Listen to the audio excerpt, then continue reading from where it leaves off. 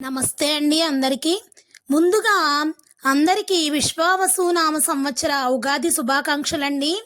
ఈ తెలుగు సంవత్సరం ప్రతి ఒక్కరి లైఫ్‌లో కూడా సుఖ సంతోషాలతో, అదేవిధంగా ఆయురారోగ్య అష్టైశ్వర్యాలతో, భోగభాగ్యాలతో ప్రతి ఒక్కరికి కూడా ఆనందం నిండాలని కోరుకుంటూ అందరికీ ఉగాది శుభాకాంక్షలండి. ఈ వీడియోలో నేనైతే మా ఇంట్లో చేసిన ప్రసాదాలనైతే చూపిస్తున్నానండి. ఉగాదికి చింతపండు పులిహార అయితే మనం ఏ విధంగా ప్రిపేర్ చేయాలో ఫస్ట్ అయితే చూసేద్దామండి. ఇది ఆంధ్ర స్టైల్లో అయితే నేను ప్రిపేర్ చేశాను. తెలుగు వాళ్ళ పండగ ఉగాది కాబట్టి ప్రతి ఒక్క తెలుగువారు కూడా పులిహారని ఖచ్చితంగా ప్రిపేర్ చేస్తారు దేవుడి ప్రసాదంగా.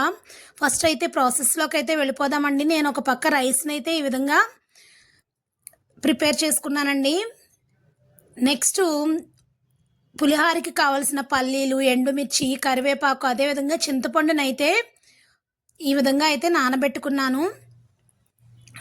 చింతపండు కొంచెం ఎక్కువే పడుతుందండి, చింతపండు పులిహార కాబట్టి.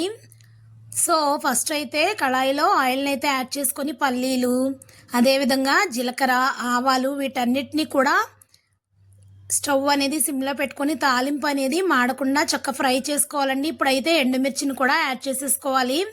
ఇక్కడ 3-4 ఎండుమిర్చిని అయితే నేను యాడ్ చేశాను. కరివేపాకు కూడా యాడ్ చేసేసుకోవాలండి. ఇవన్నీ కూడా చక్కగా ఫస్ట్ అయితే ఫ్రై చేసేసుకోవాలి. ఇప్పుడైతే ఈ విధంగా ఫ్రై చేసుకున్న తర్వాత మనం కొంచెం పసుపుని కూడా యాడ్ చేసుకోవాలి. ఇక్కడ చింతపండు పులిహార అనగానే మనకి పులుపు అనేది చక్కగా బ్యాలెన్స్ చేసుకోవాలండి, అప్పుడే టేస్ట్ అనేది బాగుంటుంది. ఇక్కడైతే నేను పసుపుని అయితే యాడ్ చేసుకొని చక్కగా ఫ్రై చేసుకుంటున్నాను ఈ తాలింపుని అంతటినీ కూడా. ఇప్పుడైతే చింతపండు రసాన్ని ఈ విధంగా సపరేట్గా తీసుకొని ఈ తాలింపుకి అయితే మనం యాడ్ చేసేసుకోవాలండి. ఈ తాలింపులో చింతపండు గుజ్జుని యాడ్ చేసేసుకొని మొత్తం ఈ కన్సిస్టెన్సీ మొత్తం పేస్ట్ లాగా వచ్చేలాగా దీన్ని అంతటినీ కూడా మంచిగా కుక్ చేసుకోవాలండి. ఈ పులుసుని ఈ విధంగా చక్కగా బాయిల్ చేసుకొని స్టవ్ అనేది సిమ్లో పెట్టుకొని మంచిగా కన్సిస్టెన్సీ అనేది మనం రైస్లో కలుపుకోవడానికి వీలుగా అయితే చక్కగా ఈ పులుసు అంతా కూడా దగ్గర పడే వరకు, ఆయిల్ సపరేట్ అయ్యే వరకు కూడా మనం మరిగించుకోవాలి. అప్పుడు టేస్ట్ బాగుంటుందండి. ఇక్కడ ఇంగువ నేను స్కిప్ చేశాను. ఇంగువ కొంచెం బెల్లం కూడా యాడ్ చేసుకుంటే టేస్ట్ మరింత బాగుంటుంది. ఇక్కడైతే నేను మధ్యలో సాల్ట్ని కూడా యాడ్ చేశాను. ఇప్పుడైతే రైస్లోనికి కలుపుతున్నానండి. ఈ చింతపండు పులిహార అనేది టేస్ట్ చాలా బాగుంటుందని ప్రతి ఒక్కరికి తెలుసు. ఒక్కొక్కరు ఒక్కో విధంగా అయితే ప్రిపేర్ చేస్తారు. ఈ విధంగా ప్రిపేర్ చేసి చూడండి ఫ్రెండ్స్. టేస్ట్ అనేది సేమ్ గుళ్ళో పెట్టిన ప్రసాదం లాగే ఉంటుందండి. ఇప్పుడు ఈ ప్రసాదాన్ని అయితే దేవుడికి నైవేద్యంగా అయితే పెట్టాను నేను ఉగాది రోజున. టేస్ట్ అనేది చాలా బాగా కుదిరింది. మీరు కూడా అందరూ ట్రై చేయండి ఫ్రెండ్స్. టేస్ట్ ఎలా వచ్చిందో కూడా నాకు కమెంట్ బాక్స్లో కమెంట్ చేయండి. ఈ విధంగా సింపుల్గా అయితే మనం చక్కగా చింతపండు పులిహారని ప్రిపేర్ చేసేసుకోవచ్చండి. ఆంధ్ర స్పెషల్ పులిహార ఇది. ప్రతి ఒక్క పండక్కి కూడా పులిహార అనేది ప్రసాదంగా అయితే ప్రిపేర్ చేస్తారు. సో ఈ విధంగా రైస్లో కలిపేసుకొని మనం ఆ పేస్ట్ ఏదైనా మిగిలితే దాన్ని స్టోర్ చేసుకోవచ్చు. నెక్స్ట్ అయితే గారెలు ఏ విధంగా ప్రిపేర్ చేయాలో చూద్దామండి. నేనైతే సింపుల్గా ఈజీ వేలో అయితే ప్రిపేర్ చేసేసాను. అంటే 2 రకాలుగా ప్రిపేర్ చేశానండి. ఫస్ట్ ఆనియన్స్, చిల్లీస్, జీలకర్ర వేసి ప్రిపేర్ చేశాను. అలాగే విడిగా కూడా ప్రిపేర్ చేశాను. ఇక్కడైతే మినపప్పునైతే ఈ విధంగా నానబెట్టుకొని ఓవర్ నైట్ చక్కగా క్లీన్గా వాష్ చేసుకొని మిక్సీ జార్లో అయితే తీసుకొని ఈ విధంగా అయితే చక్కగా గట్టిగా మిక్సీ పట్టుకోవాలండి. ఈ కన్సిస్టెన్సీలో ఉండే విధంగా. ఇంకా కొంచెం గట్టిగా అయినా సరే పర్లేదు, గారెలు అనేవి మంచిగా వస్తాయి. ఫస్ట్ అయితే ఇప్పుడు స్టవ్ మీద ఒక కళాయిని అయితే పెట్టుకొని డీప్ ఫ్రైకి సరిపడా ఆయిల్ని అయితే యాడ్ చేసేసుకొని ఆయిల్ బాగా వేడెక్కిన తర్వాత ఈ విధంగా మనం చిన్న పేపర్ కానీ, అదేవిధంగా పాలిథిన్ కవర్ కానీ తీసుకొని, ప్లాస్టిక్ కవర్ కానీ, పాలిథిన్ కవర్ కానీ తీసుకొని దాని మీద ఈ విధంగా అయితే చక్కగా గారె షేప్లో అయితే చేసుకొని ఆయిల్లోనికి వదిలేయడమేనండి. ఇక్కడ నేనైతే మా పిల్లలకి ఓన్లీ సాల్ట్ ఒకటే యాడ్ చేసి సపరేట్గా అయితే చేశాను. తర్వాత మళ్ళీ ఆనియన్స్ చిల్లీస్ ఇవన్నీ వేసి మళ్ళీ వేరేగా చేశానండి. ఈ విధంగా మనం చక్కగా డీప్ ఫ్రై చేసేసుకుంటే మనకి మంచి రెడ్డిష్ కలర్లో వచ్చే వరకు కూడా ఫ్రై చేసుకోవాలి. గారె అనేది మాడినా కానీ టేస్ట్ అనేది బాగోదు కదండి. సో చక్కగా మీడియం ఫ్లేమ్లో అయితే స్టవ్ని పెట్టుకొని మనం ఈ విధంగా అయితే గారెల్ని డీప్ ఫ్రై చేసుకోవాలి. ప్రతి ఒక్కరికి కూడా గారెలు అనేవి రాకుండా ఉండదు, కానీ ఈజీ వేలో ఈ విధంగా అయితే ప్రిపేర్ చేసేసుకోవాలి. నేను ఈ గారెలు కూడా దేవుడికైతే ప్రసాదంగా పెట్టానండి. సో యాక్చువల్గా అయితే బూరెలు అయితే చేస్తారు, పోలేలు అంటే భక్షాలు, రకరకాల పేర్లు ఉన్నాయి కదండి. నేతి బొబ్బట్లు ఇవి బాగా ప్రిపేర్ చేస్తారు ఉగాదికి. కానీ మా పాప అయితే గారెలు అడుగుతుందండి ఎప్పటి నుంచో, అందుకని గారెలు అయితే ప్రిపేర్ చేసి పెట్టాను నేను. అదే దేవుడికి ప్రసాదంగా కూడా పెట్టాను. ఇప్పుడైతే నేను సపరేట్గా పెద్దవాళ్ళకైతే ఈ విధంగా ఆనియన్స్ చిల్లీస్ కొంచెం జీలకర్రను కూడా యాడ్ చేసుకొని మళ్ళీ వేరేగా అయితే నేను గారెలు అయితే ప్రిపేర్ చేశానండి. సేమ్ ఇదే ప్రాసెస్లో అయితే డీప్ ఫ్రై చేసేసుకోవడమేనండి.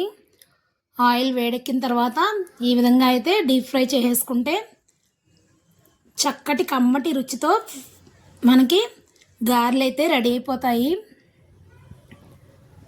సో ఈ విధంగా అయితే నేను గారెలు అయితే ప్రిపేర్ చేశాను.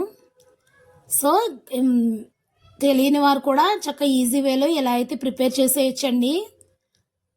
అంటే చాలామందికి గారెలు చేత కాదు కదండి. అంటే ఇప్పుడు యంగర్స్కి కొంచెం కష్టంగా ఉంటుంది. వాళ్ళైతే ఈ వీడియో ఫాలో అయితే మంచిగా వేసేసుకోవచ్చండి. సో నాకైతే గారెలు కూడా రెడీ అయిపోయాయి. నెక్స్ట్ ఇక మూడవ ప్రసాదం వచ్చేసి నేను సేమియా పాయసం అయితే ప్రిపేర్ చేశానండి. మనం చక్కెర పొంగలి అదేవిధంగా స్వీట్ ఏదైనా కానీ ప్రిపేర్ చేసి పెడతాం కదా, ఉగాదికి అయితే స్వీట్ కంపల్సరీ ఉండాలి. సో దేవుడికి నైవేద్యంగా అయితే ఇవన్నీ పెట్టానండి. సో గారెల టేస్ట్ కూడా చాలా బాగుంది. ఇప్పుడైతే సేమియా పాయసం ఏ విధంగా ప్రిపేర్ చేయాలో చూసేద్దామండి. ఫస్ట్ అయితే ఒక పాత్రలో అయితే మనం ఒక కెటిల్లో పాలను అయితే వేడి చేసుకోవాలి. ఒక పాత్రను అయితే తీసుకొని కొంచెం నెయ్యిని యాడ్ చేసుకొని నేతిలో ఈ సేమియాల్ని మంచిగా గోల్డెన్ కలర్లోకి వచ్చేలాగా రెడ్డిష్ కలర్లోకి వచ్చే వరకు కూడా మంచిగా ఫ్రై చేసేసుకోవాలండి నేతిలో. ఈ విధంగా చక్కగా ఈ సేమియా మొత్తం కూడా ఫ్రై అయిపోయినాయి కదా. ఇప్పుడైతే మనం పాలు ఆల్రెడీ స్టవ్ పై మరగబెట్టుకొని రెడీగా ఉంచుకున్నాం కదా, ఆ పాలను అయితే ఇందులో యాడ్ చేసేసుకోవాలండి. ఇప్పుడు నేను ఒక కొంచెం గుప్పెడు సగ్గుబియ్యాన్ని కూడా యాడ్ చేశాను. ఈ విధంగా అయితే ఒకసారి కలిపేసుకొని చక్కగా బాయిల్ అవ్వనివ్వాలండి. స్టవ్ అనేది మీడియం ఫ్లేమ్లో పెట్టుకొని మనం చక్కగా సేమియాలు అనేవి ముందుగానే నెయ్యిలో వేయించుకున్నాం కదా, టేస్ట్ అనేది చాలా బాగుంటుందండి ఆ విధంగా ఫ్రై చేసుకున్నట్లయితే కనుక. ఇప్పుడైతే నేను సగ్గుబియ్యం కూడా యాడ్ చేసుకున్నాను. ఇవన్నీ కూడా చక్కగా మనకి బాయిల్ అయ్యాక ఇలాచీ పౌడర్, యాలకుల పొడిని కూడా 4-5 యాలకులు అయితే ఫ్రెష్గా దంచి పెట్టుకుని ఈ విధంగా యాడ్ చేసేసుకున్నానండి. ఇప్పుడైతే చక్కగా ఈ విధంగా అయితే బాయిల్ అయిన తర్వాత మనం పోపుకి రెడీ చేసుకోవాలి. ఇక్కడైతే నేను కందసార షుగర్ అయితే యూస్ చేశానండి. షుగర్ని యాడ్ చేసుకున్న తర్వాత ఇప్పుడు నేతిలో మనకి నచ్చిన డ్రై ఫ్రూట్స్ అన్నీ కూడా ఫ్రై చేసుకోవాలి. నేనైతే ఇక్కడ కిస్మిస్ని అదేవిధంగా కొన్ని పిస్తా పప్పులను అయితే చక్కగా ఫ్రై చేసేసుకున్నానండి. ఇప్పుడు ఈ డ్రై ఫ్రూట్స్ని అన్నిటినీ కూడా చక్కగా మనకి కుక్ అయిపోయినటువంటి సేమియా పాయసంలోనికి ఈ విధంగా ట్రాన్స్ఫర్ చేసేసుకుంటే టేస్టీ సేమియా పాయసం అనేది మనకి రెడీ అయిపోతుందండి. ఇప్పుడు రంజాన్ రేపు మండే కాబట్టి మనకి ఈ విధంగా కూడా ప్రిపేర్ చేస్తారు. మెయిన్ రంజాన్కి కీర్ని అయితే ప్రిపేర్ చేసుకుంటారు కదా, అది కూడా ఇదే ప్రాసెస్లో అయితే ప్రిపేర్ చేస్తారండి. సో కమ్మటి రుచితో నాకు సేమియా పాయసం కూడా రెడీ అయిపోయింది. దీన్ని కూడా నేనైతే దేవుడికి నైవేద్యంగా అయితే పెట్టానండి. ఈ విధంగా నేను ఉగాది ప్రసాదాలు అయితే ప్రిపేర్ చేశాను, పులిహోర, గారెలు, సేమియా పాయసం. సో ఈ రెసిపీస్ కనుక మీకు నచ్చినట్లయితే కనుక తప్పకుండా నా వీడియోని మీ ఫ్రెండ్స్కి, ఫ్యామిలీ మెంబర్స్కి షేర్ చేయండి ఫ్రెండ్స్. అదేవిధంగా నా ఛానల్ అయితే తప్పకుండా సబ్స్క్రైబ్ చేసుకోండి ఫ్రెండ్స్. మీరు వీడియో లైక్ చేయడం వల్ల వీడియో అనేది మరికొంతమందికి ఫార్వర్డ్ అవుతుందండి. సో లైక్ చేసి, షేర్ చేసి, కామెంట్ చేసి సబ్స్క్రైబ్ చేసుకోండి friends. Thank you for watching my video.